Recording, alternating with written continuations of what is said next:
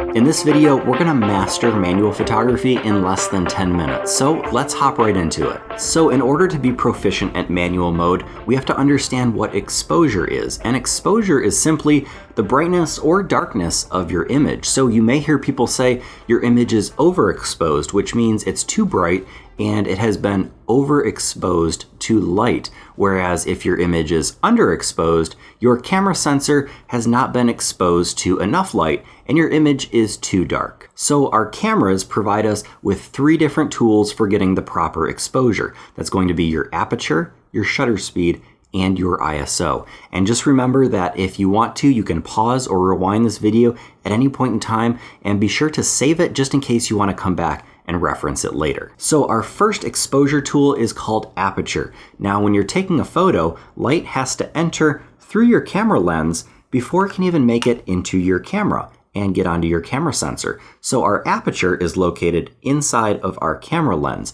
and we can change the aperture, make it larger and smaller, and that controls how much light is entering through our lens onto our camera sensor. A larger aperture is going to let in more light to our camera sensor, and a smaller aperture is going to let in less light.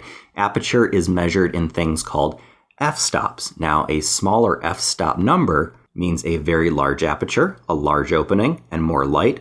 A large f-stop number means a small aperture, a small hole, and less light is making it through your lens. Now, in addition to your aperture being able to control light, it controls something else called depth of field. Now, depth of field is simply how much of your image is in focus. And you've probably seen images like portraits where the subject is in focus and the background is out of focus. That is called shallow depth of field. Now, again, we talked about the large aperture and the small aperture. That also controls depth of field. When your aperture is wide open, you have a very shallow depth of field where your subject will be in focus and everything in the background or the foreground will be out of focus.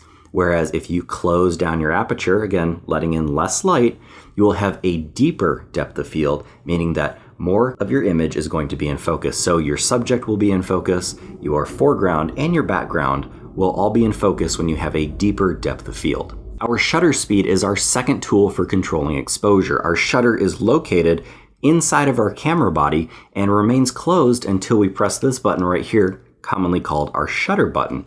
So once our shutter opens, it will expose light to our sensor and create a photograph. Shutter speed is measured in fractions of a second. So if we have a very slow shutter speed, it means our shutter opens, stays open for a long time, allows a lot of light to hit our sensor, and then closes, and we get a nice bright image. Now, if we have a faster shutter speed, that means our shutter opens and closes faster, and less light is allowed to hit our sensor, meaning we get a darker photograph. Additionally, shutter speed also controls motion blur in your photo. For example, using a slow shutter speed will allow objects to blur or streak across your photograph if they were moving during the exposure.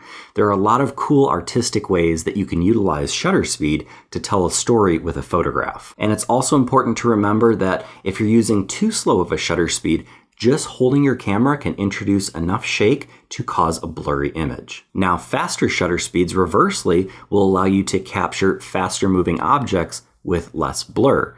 Now remember, the faster something is moving, the faster your shutter speed will need to be in order to capture it sharply. And don't forget, the faster your shutter speed means less light is hitting your sensor, meaning you will have a darker image. Our last tool for controlling exposure is called ISO, and our ISO is our camera sensor's sensitivity to light.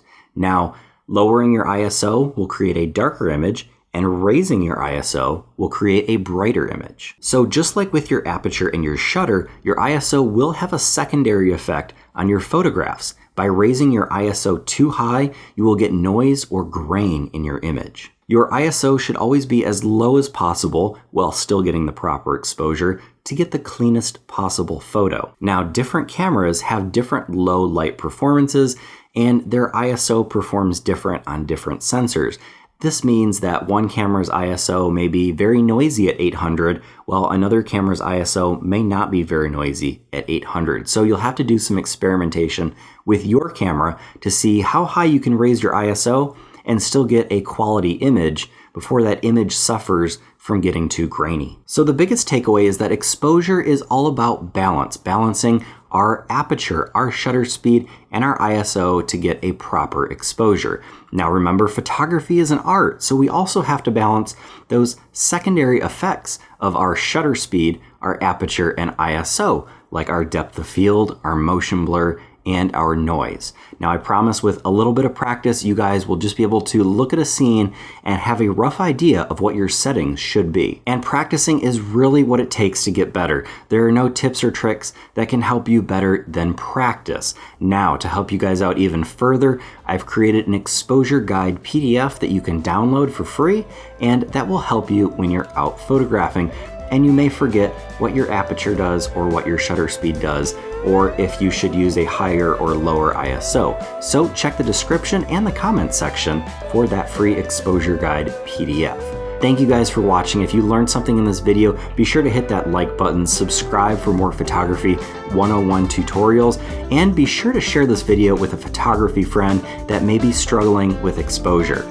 Last but not least, hit the notification bell so you know when all of my new photography videos are released. So until next time, get out and go shoot.